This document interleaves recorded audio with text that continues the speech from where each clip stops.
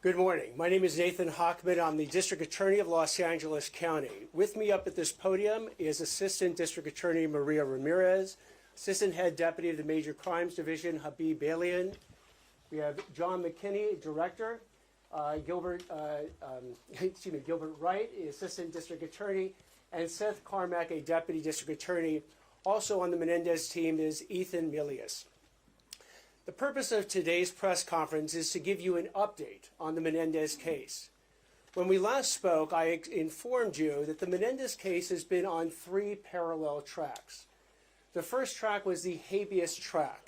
That was a track started with a motion filed in May of 2023, where the Menendez brothers are asking for a new trial based on new evidence. About several weeks ago, we filed our informal response dealing with that habeas petition, opposing the habeas petition, and saying that the justification for the new trial based on two additional pieces of evidence did not meet the legal standard to warrant a new trial. The second track that the Menendez case is on is the clemency track. This is a petition that the Menendez brothers filed directly with Governor Gavin Newsom.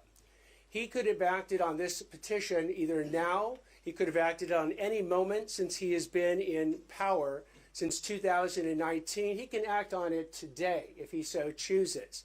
He has unilateral constitutional power to commute the Menendez's sentences if he chooses and release them today. There is no hearing he needs to have, there is no deadline, and he can also do nothing. The third track is resentencing, and we are here today to discuss that third track.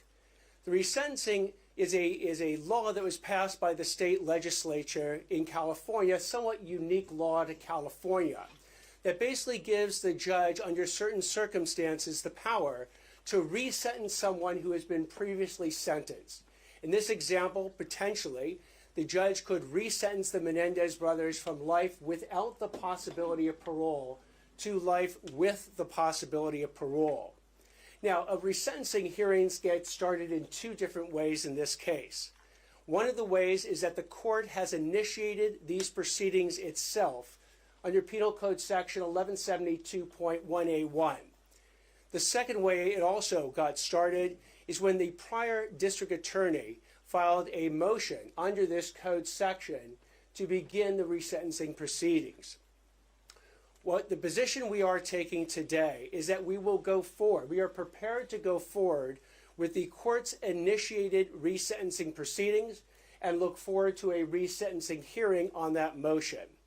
However, we are asking the court to withdraw the previous district attorney's motion for resentencing because we believe there are legitimate reasons and the interest of justice justifies that withdrawal. Now, when one deals with resentencing, one of the key hallmarks of resentencing is, do the defendants pose an unreasonable risk of danger to the community?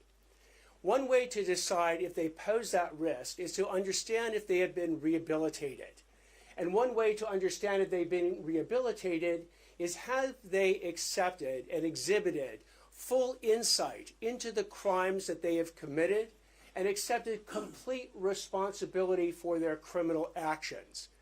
Governor Newsom gave us a primer on how this actually works when he dealt with the Sirhan parole recommendation that had been made to him back in 2021. At that point, Sirhan, who was the assassin of Senator Robert F. Kennedy in the Ambassador Hotel back in 1968, had been up for parole hearings 16 times. For the first 15 times, the parole board denied parole.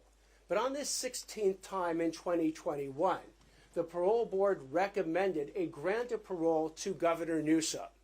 So he looked at the case and he actually issued a written decision.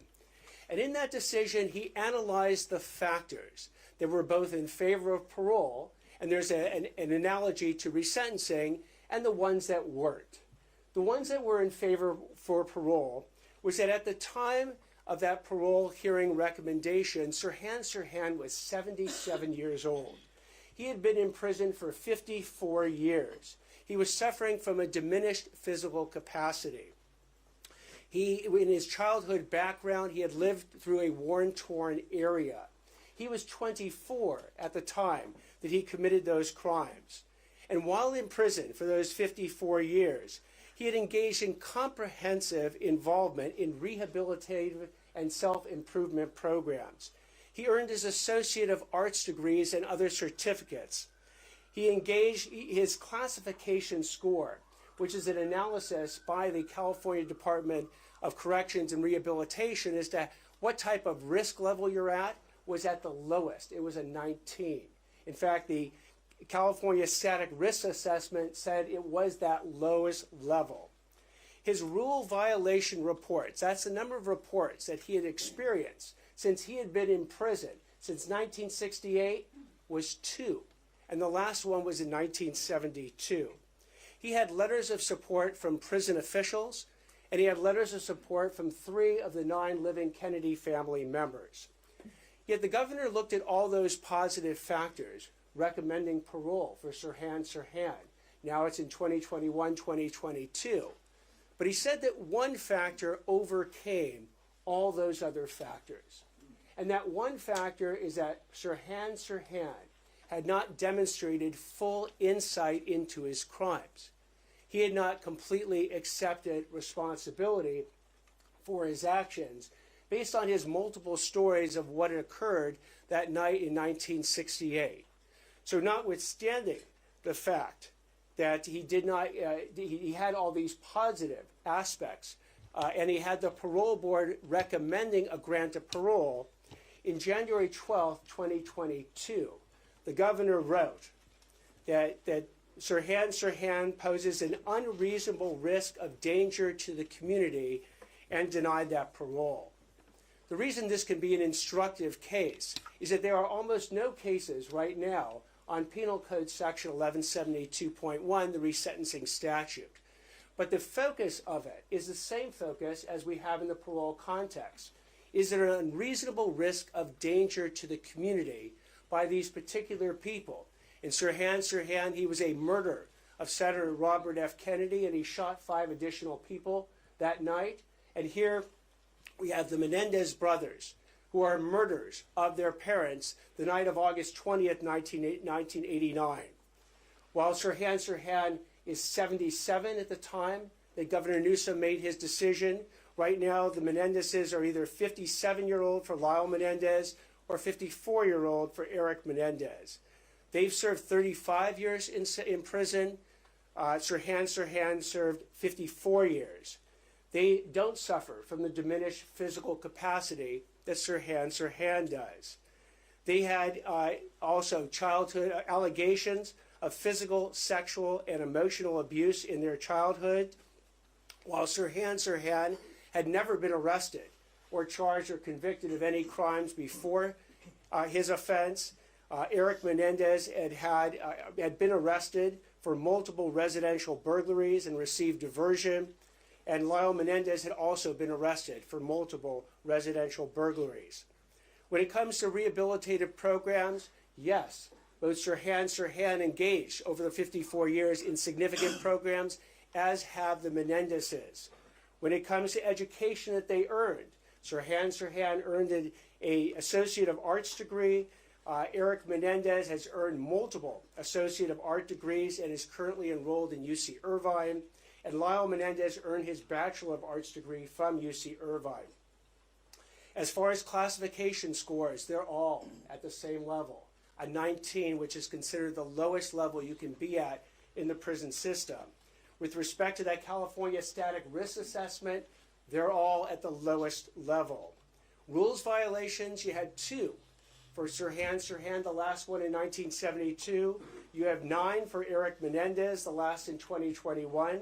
And 8 for Lyle Menendez, the last in 2024. They each have letters of support from prison officials, and the Menendezes have multiple letters from all living victim family members aside from one who recently passed. And they received those letters in support of their being released. With respect to them, the key issue of exhibiting insight, full insight into their crimes, and completely accepting responsibility for their actions. This is where the Menendezes, like Sirhan, also fall short. As we lay out in our pleading, which is now 87 pages long, we go through a 60-page statement of facts, which is different, by the way, than the 3 pages that the prior motion had laid out as far as the crimes that are involved. And as we show, the essence of the defense that the Menendezes have maintained from the first trial into the second trial to the present day is that they acted in self-defense. They had an actual fear of imminent harm, in essence, that their parents were going to kill them the night of August 20th, 1989. As we show extensively, and just to make this point, that this case is not, or their defense was not about sexual abuse, because I know that issue has come up many times, but about self-defense. I take you to both Erik, Lyle's, and their own attorneys' statements. At trial, Erik testified, and he was asked, "Did you kill your father because he sexually molested you?" Answer, no. "Did you kill your parents because you hated them?" Certainly no, was the answer. "Did you kill your parents because you wanted their money?" Answer, no. "Did you kill your parents as an act of mercy?" Answer, no. "Why, Mr. Menendez, did you kill your mother and your father?" "Because we were afraid." "What is it you were afraid of?" "I was afraid of dying." "Who were you afraid was going to kill you?" "My mom and my dad." Lyle Menendez similarly testified as well. It was asked the question, on August 20th, 1989, "Did you or your brother kill your mother and father?" "Yes." "Did you kill them for money?" "No." "Did you kill them because you wanted to pay them back for the way they had treated you?" "No." "Why did you kill your parents?" "Because we were afraid." That is the essence of their defense at trial. It was not sexual abuse. The jury was never asked to render a verdict on sexual abuse. It was all about self-defense. In fact, Erik Menendez's attorney, Leslie Abramson, said, "We have never said that because you're abused, you're justified in killing your abuser. We didn't argue that and never will." So the question then is, have the Menendezes exhibited insight into the fact that their self-defense defense was fabricated? And as we go through the iterations of their defense that they issued from the time that they were arrested until the time that they went to trial, until the present day, what you will see is that the self-defense was the last iteration and version of their defenses. Because remember, the first defense that they came out with was, "We didn't do it. That's not us." If you remember the 911 call, if you remember Erik Menendez screaming and crying when the police came out that night, he says to the police, "We're going to kill them," referring to the people who had just murdered his parents. "We're going to kill them. We're going to torture them." Who would have done this thing? The answer is the Menendezes. But their first iteration was it wasn't them. It was either the mafia or the cartel or the dirty business associates of Jose Menendez.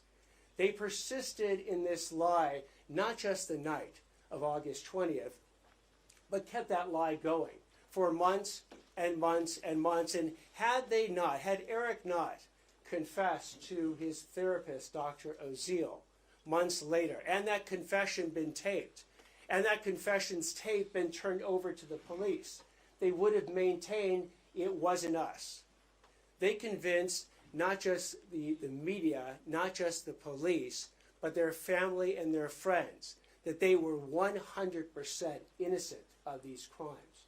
Until eventually these tapes came out, they were arrested, then they changed to the next iterations. Because the next iteration of the story was when Lyle Menendez gets his girlfriend, Jamie Pisarek, to visit him at prison and says, "I want you to testify that my father drugged you and violently raped you," establishing that Jose Menendez was a violent rapist. Jamie Pisarek refused to do that. So the next iteration of the story was that Lyle Menendez asked Jamie Pizarnik and said to her, well, Erik Menendez was raped by my father, but I was raped by my mother. That's a story that was then repeated to Erik and Lyle Menendez's uncle, Carlos Baralt, that Erik Menendez was molested by the father, but Lyle Menendez was molested by the mother. That iteration didn't go forward. The next iteration that ultimately came out at trial, and just before trial, was that both boys were molested by the father. But as you heard a moment ago, that wasn't a defense to the charges of first-degree murder with special circumstances.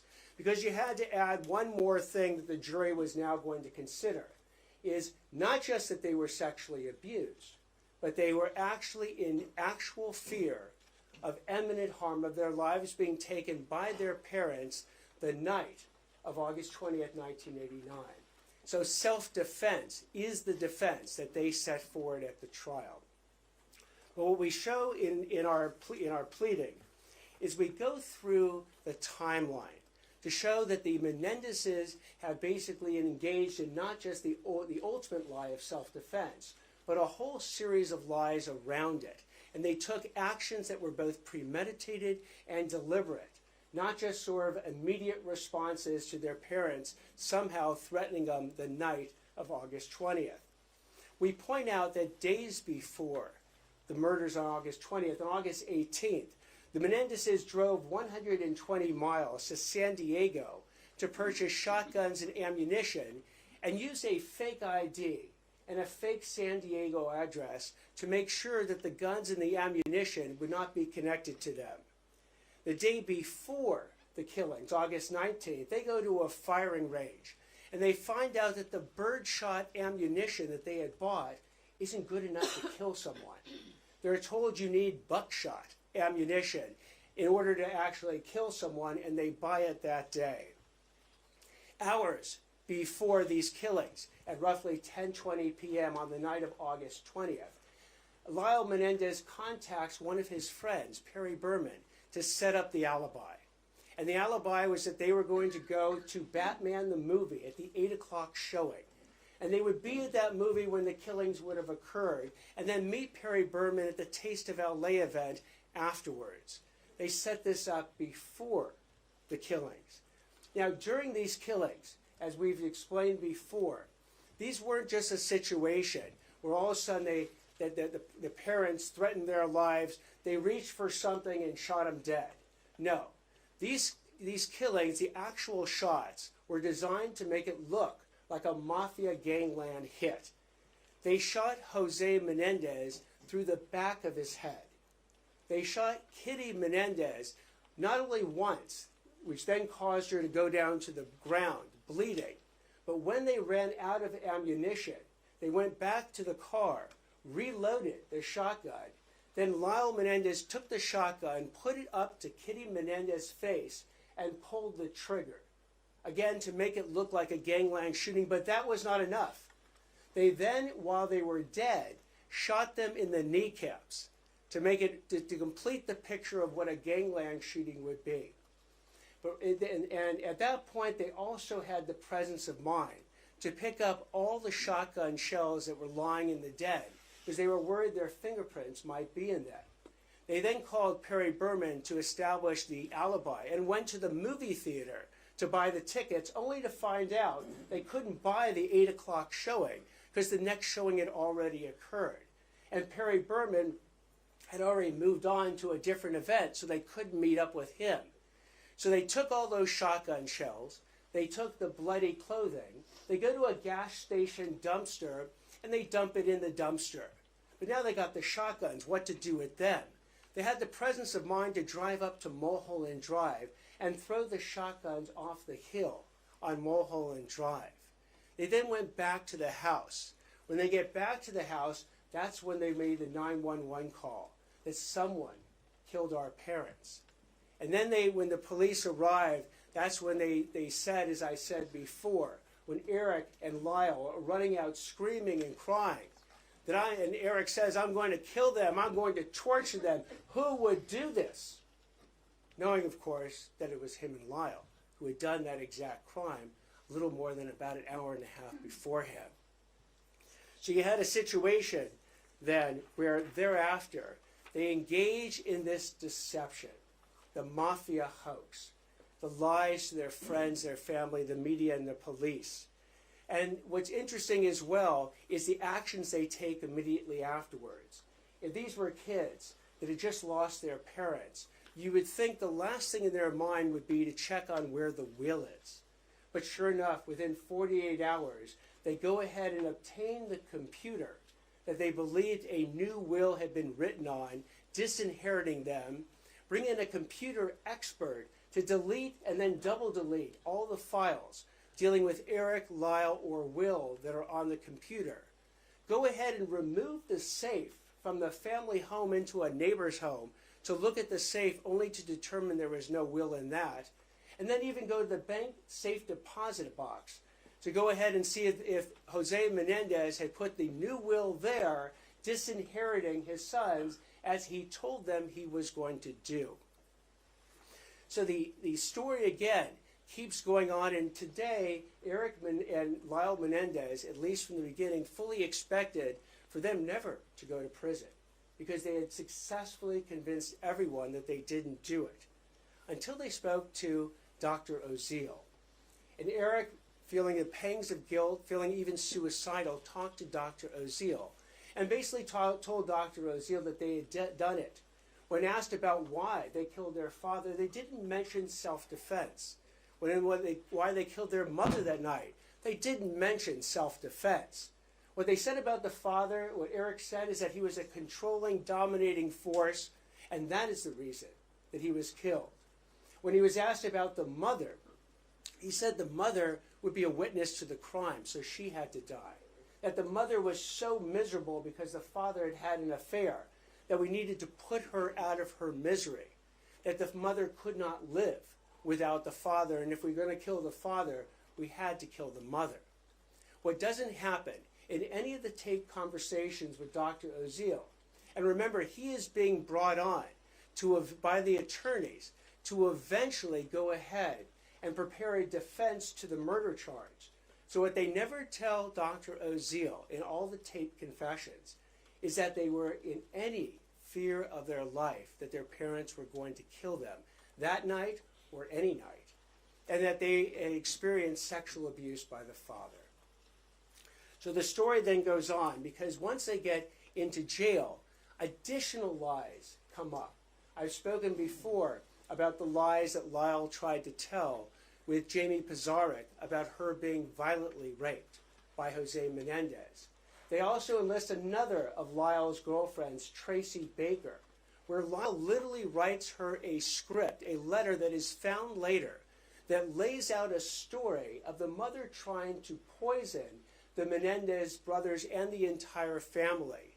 Tracy Baker actually testifies to this false story in the first trial, though not in the second. And not only that, but Erik and Lyle Menendez each testify to this fake "mom's going to poison us" story. What we also find out is that Lyle enlists one of Erik's friends, a guy named Brian Eslamania, to go ahead and corroborate the self-defense story. How is he going to do it? Because the letter that Lyle writes to Brian Eslamania, which is actually found by the police, he has detailed instructions down to the actual word that Brian's supposed to say that the day before these killings, the Menendez brothers came to him to get his handgun in order to establish that they had this fear of their parents even at 24 hours before and tried to get a handgun.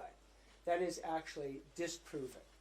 And when it's disproven, again, Brian Eslamina says, look, I didn't have that conversation with the Menendez brothers, and I didn't even have a handgun to give them, even if they said that I did. So you had these situations. The Brian Eslamania attempted suborning of perjury. The Jamie Pizarnik attempted suborning of perjury. And the Tracy Baker actual suborning of perjury. that the Menendez brothers engaged in to establish this self-defense. But it failed. And the reason we know it failed is that a jury heard all this evidence. And the jury, the second jury, the first jury hung. But the second jury that heard all this evidence rejected the self-defense and found them guilty of first-degree murder for both parents with special circumstances. And what's also important to note is that this conviction has been run by 5 different courts over the last 30 years. It went to the California Court of Appeals. It went to the California Supreme Court twice. It then went to the U.S. District Court. It then went to the U.S. Ninth Circuit Court of Appeals. The Menendezes have brought up every single argument that they bring up now about the faulty jury instructions, the exclusion of certain sexual abuse evidence at the trial, about certain other court rulings, and it's been rejected and rejected and rejected over and over and over again. So, in looking at then whether or not the Menendezes have exhibited the full insight and complete responsibility for their crimes, they have not. Because, and we outline this in 20 different lies that they have told, which is an attachment to our submission. They have told 20 different lies. They've actually admitted to 4 of them, but 16 lies remain unacknowledged. They persist in these lies to this very day. So like with Sirhan not being able to exhibit full insight into his actions, so too have the Menendez brothers failed to exhibit full insight into their actions. Let me give you 4 examples where they've actually admitted to the lie. Erik and Lyle lied on the 911 call about just discovering their parents' bodies. Again, when they were found out and the tapes came in, they admitted to that lie, and I mean the lie of the 911 call. The second lie that they've admitted to is that they lied to the police, family, and friends and the media about their involvement in the murders. Again, when their confession came out on tape, they had to admit to that in the first and the second trial. They admitted that they lied to the police, family, and friends, suggesting the mafia was involved in the murders. And Erik admitted that he lied when he told his expert psychiatrist, Dr. Vickery, that his parents would kill him because his father's homosexual lover warned him that he was in danger 2 days before the murders. This is something that Erik Menendez told Dr. Vickery, and then months and months later finally recanted and told Dr. Vickery that that was a lie. But there are 16 lies that remain to this day that have been affirmed as recently as last year, where they affirmed the self-defense and they've never admitted to the suborning of perjury of others or the attempted suborning perjury. These lies include when Erik and Lyle claimed that their parents were going to kill them, that they had to act in self-defense by murdering them first. That the Brian S. Lamina letter, that they basically tried to suborn perjury from Brian S. Lamina, telling him to testify that they borrowed one of his handguns the night before the murder. Another lie that they told to support their self-defense story is that on that Friday, when they go down to San Diego, they said they actually didn't start in San Diego. They said they started at the Big 5 sporting goods store in Santa Monica to try and buy handguns. That unfortunately, there was a 14-day waiting period, they said, so they couldn't buy the handguns at that Big 5 sporting goods store in Santa Monica. They both testified to this. Turns out, as the evidence came in at trial, the Big 5 sporting goods store in Santa Monica hadn't sold handguns for 3 years at that point. So it was impossible for them to have actually gone and tried to purchase a handgun instead of a shotgun that particular day. They've never admitted that they provided that fake ID and fictitious address to buy those shotguns in San Diego in order to conceal their connections to the shotguns and the ammunition. They just said that they used a fake ID because they had driven all the way down to San Diego and forgot their California driver's licenses. They testified that the day before the murders, they had stayed away from the home all day that Saturday, even though a witness came forward, who was the pool repairman, who said they were playing tennis that day at the house and disrespecting the parents who were in front of them. Again, another lie which they have never acknowledged.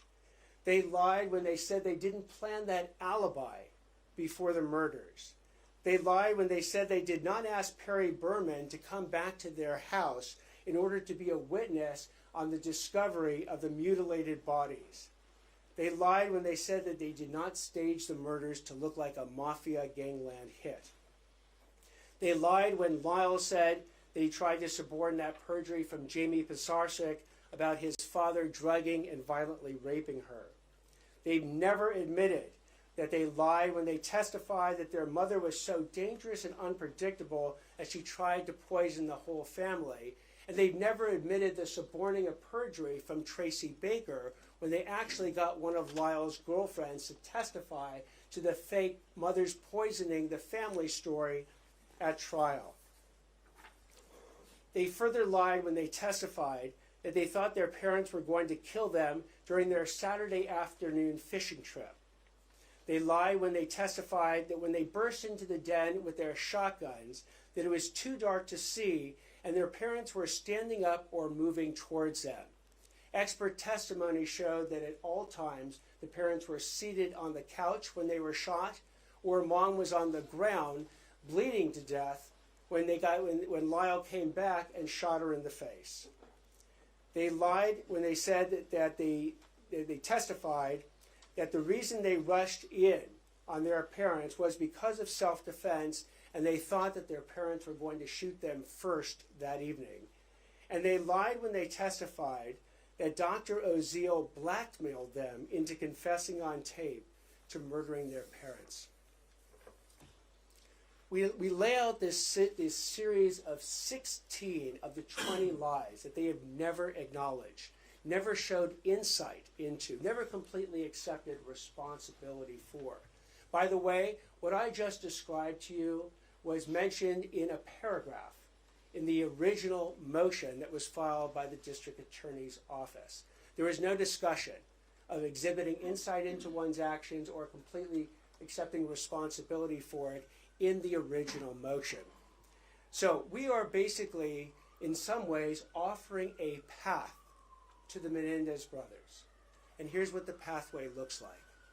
If the Menendez brothers at some point, unequivocally, sincerely, and fully accept complete responsibility for all their criminal actions, acknowledge that the self-defense defense was phony, and their parents weren't going to kill them the night of August 20th when they murdered them in cold blood, acknowledge that they suborned or attempted to suborn perjury in all the various ways I have outlaid.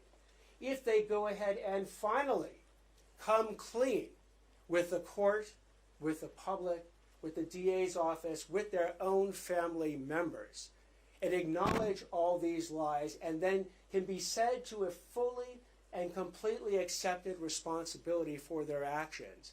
In the future, the court can weigh these new insights into making a determination as to whether they now qualify for rehabilitation and resentencing. And the people will do the same. The district attorney's office, if it is presented with these new insights, unequivocal, sincere acknowledgments of all the lies they have told for the past over 30 years, we too, in the district attorney's office, will reconsider whether or not we would want to go forward with a resentencing motion. But for now, while the Menendez brothers persist in telling these lies for the last over 30 years about their self-defense defense, and persist in insisting that they did not suborn any perjury or attempt to suborn perjury, then they do not meet the standards for resentencing. They do not meet the standards for rehabilitation. They have not exhibited the full insights and accepted complete responsibility for their actions. And as a result, just like in the Sirhan case, they pose an unreasonable risk of danger to the community, and the resentencing should not, therefore, be granted.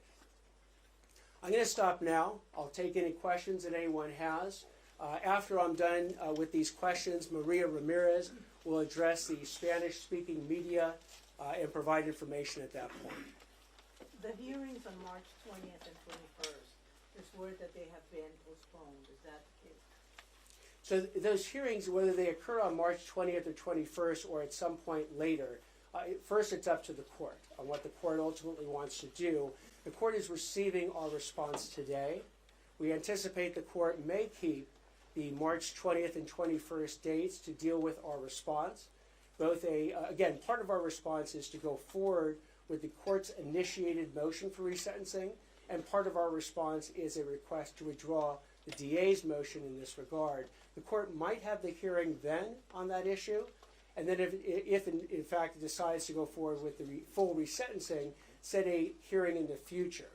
I know that the governor has now ordered the parole board to do the risk assessment. That risk assessment can take up to 90 days. We don't know when it will actually be completed.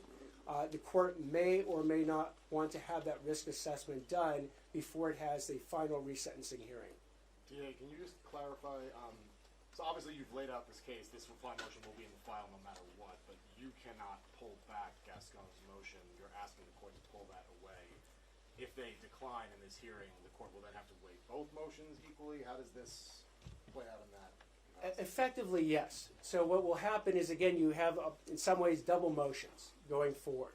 And in looking at the different motions, we have now analyzed the original motion filed by the district attorney's office and saw that in no way, shape, or form did they deal with what we believe to be one of the key issues, this exhibition of full insight and complete responsibility for one's crimes. So we are pulling back or asking the court to withdraw that motion, while we're also indicating to the court that we're prepared to go forward on the court's own motion for resentencing. Considering all the facts that you've brought up, do you think there's any chance the Menendez brothers are going to get out of jail in the next few years? Again, we have laid out a pathway for the Menendez brothers to potentially get out of jail. It requires them to finally, after 30 plus years, fully acknowledge and completely accept responsibility for the entire breadth of the crimes and all the lies that they have told, including their defense at trial of self-defense. If they go ahead and do that, and they do it unequivocally, and they do it sincerely, ultimately the judge is the final arbiter of the sincerity and whether or not this is just being done to please someone, or whether or not the Menendezes have fully come to grip with the lies that they have told. Again, they had no problem at trial coming to grips with the fact that they had lied for over 6 months to the police, the media, their family, and their friends about the fact that they never did it, were not involved at all, and it was the mafia that had actually done the hit on their parents.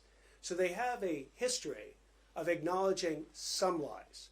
I'm hoping that they continue with this evolution of themselves, their improvement of themselves, to finally come to grips with the acknowledgement of the totality of their crimes and their lies. And at that point, the court may very well entertain the idea that they have met all the criteria to not only be rehabilitated, not only no longer pose a danger to society, but to be resentenced. But you don't think they're getting out of jail until they do that? Our position is that they shouldn't get out of jail. Now, ultimately, that is a position. We bring that position to the court. The court can agree with it, the court can disagree with it, or modify it in some respect. I'm sure that the Menendez's lawyers will be arguing that the court should go forward now with the resentencing. I've spoken to the Menendez family members. And by the way, I spoke to the Menendez family members who support the Menendez brothers before I spoke to Milton Anderson, who recently passed. I spoke to him after I spoke to the Menendez family members, and they certainly would like him out, or them out, tomorrow. And they'll be encouraging the judge to do the resentencing now. But as we have looked through the facts and the law, and that's what's governing our opinion. It's not emotion, it's the facts and the law. They have failed to meet these requirements. to show that they are no longer an unreasonable risk of danger to the community, and that is why our position is that resentencing, if it occurs, they shouldn't actually be resentenced. Sir, Have you given the notified fact the given family, the fact that have you you've called the outlined family by all any these, chance and notified them of your decision today? We have not actually spoken directly to the family today. We filed this at the earliest possible time we could at 8:30. We're having this press conference at 10.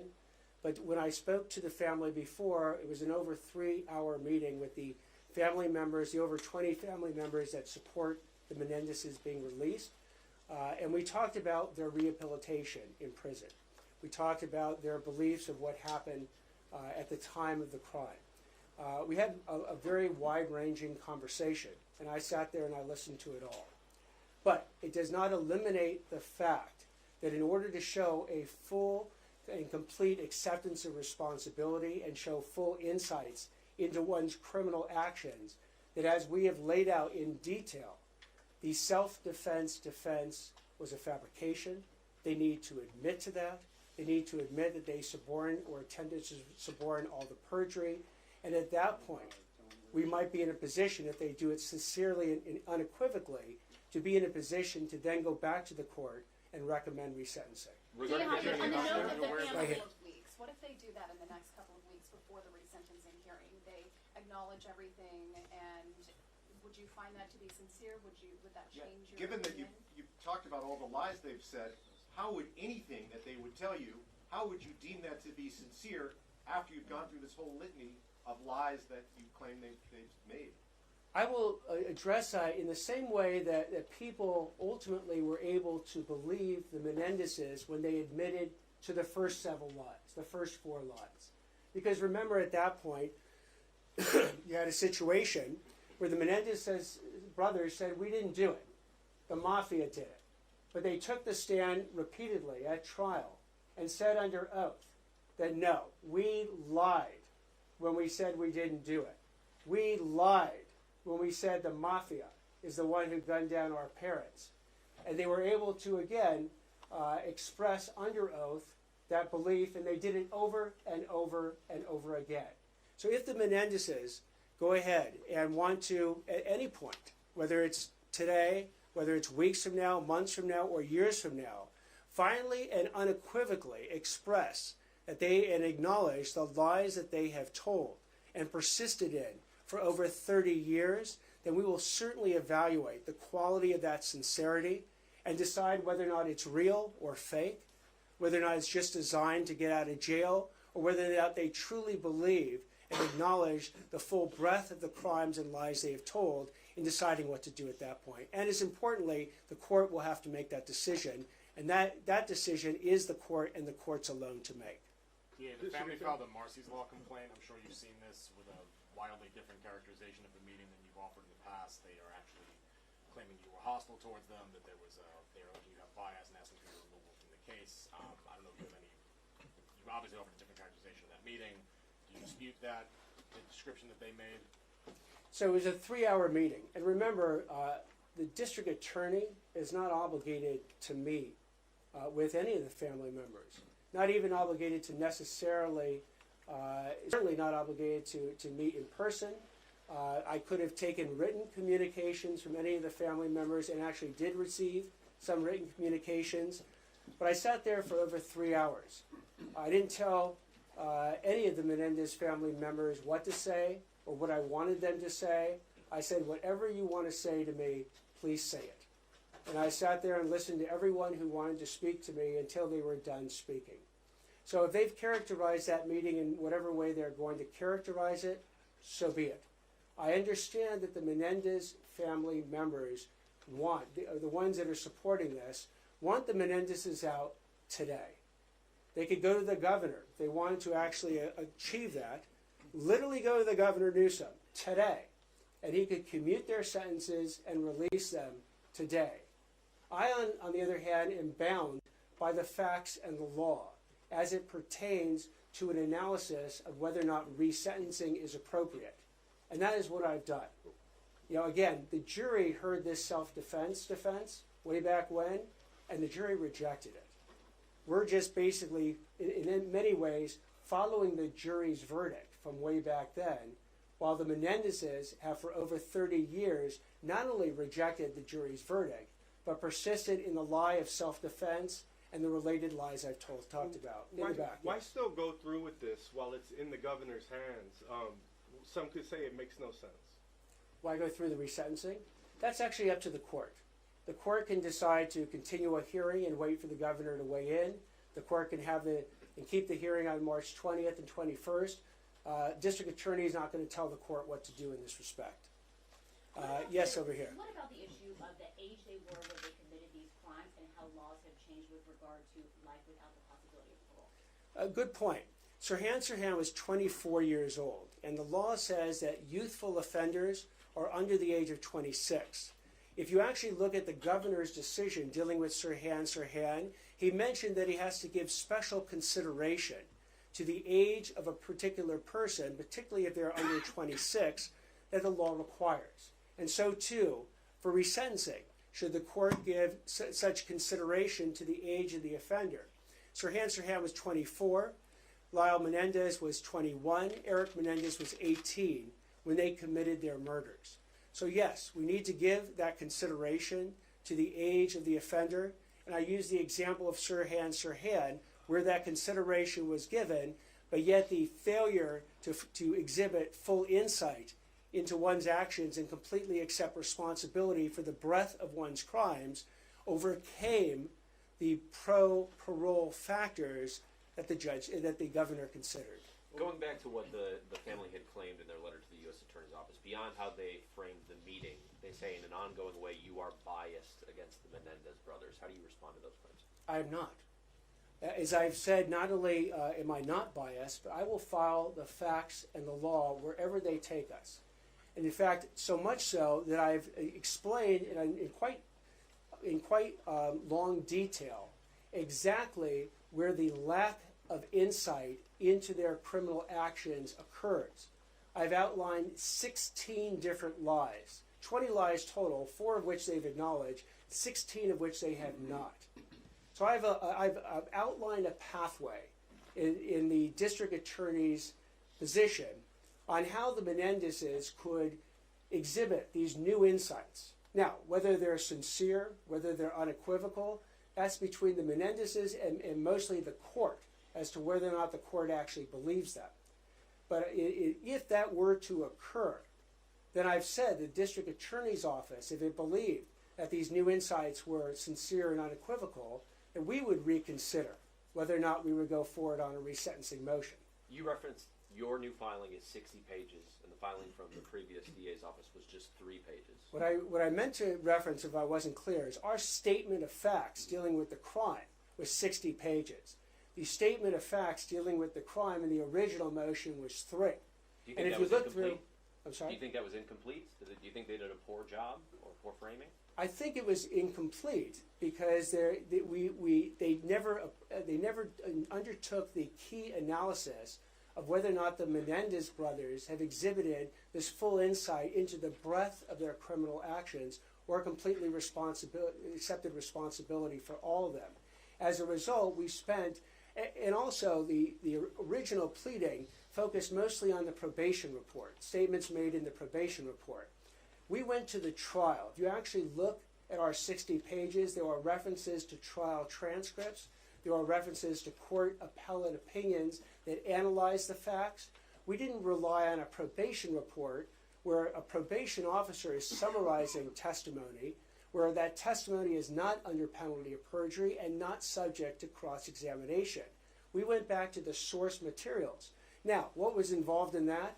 It was a review of most of, 50,000 pages of trial transcripts from 2 months long trial, thousands of pages of prison records, hundreds of hours of videotaped testimony.